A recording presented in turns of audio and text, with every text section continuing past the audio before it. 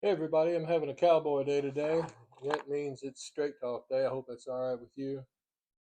You know, just going back and looking at some of my notes, I'm 5 days away from having a heart procedure, and I'm still dealing with some after effects of general anesthesia. And so, part of the time over the last 5 days, my mind's just been doing little walk arounds up here. Things haven't been connecting. Some things haven't. Some things have. But I've got enough connection going on today. I want to have a conversation with you about something. We're always told that new technology and cultural shifts equals progress. And oftentimes that's true. But what if some of the biggest changes in our lifetime actually have made us a little worse as a society?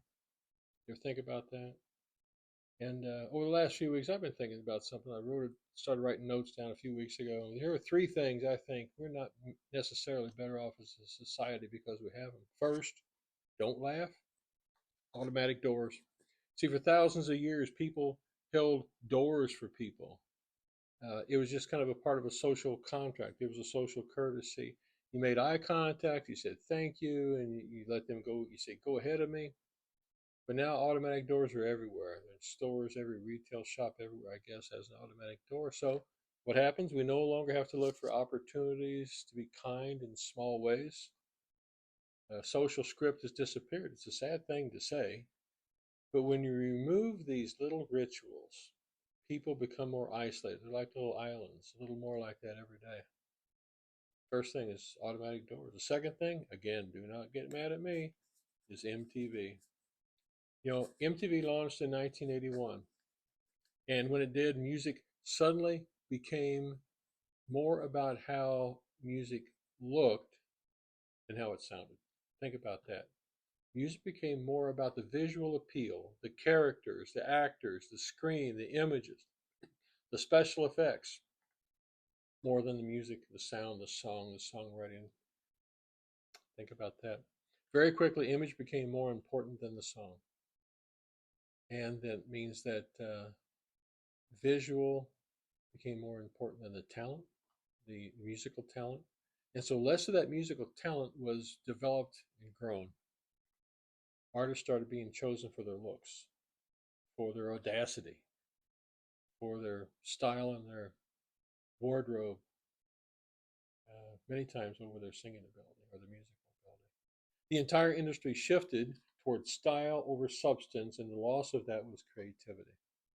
We traded song and skill for looks and appeal.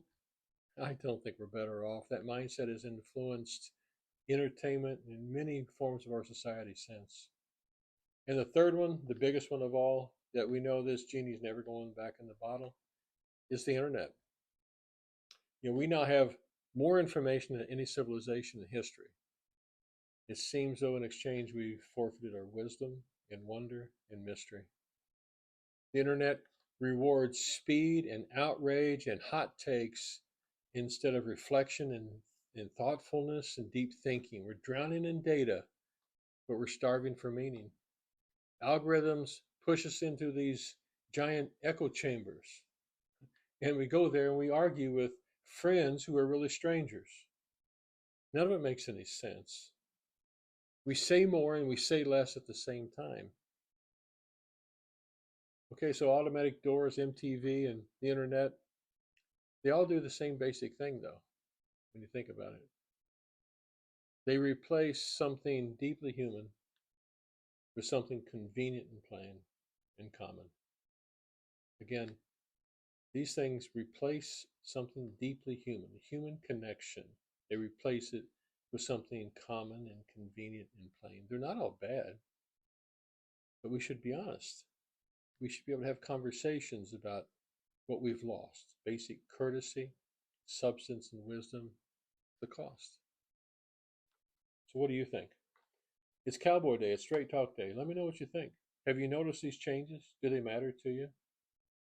Are these just the ramblings of a scrambled old man after a few days of being in the hospital? That may be. I don't know. I've been wrong before. Well, it turns out I was right, but I thought I was wrong for a minute. Listen, thanks for watching.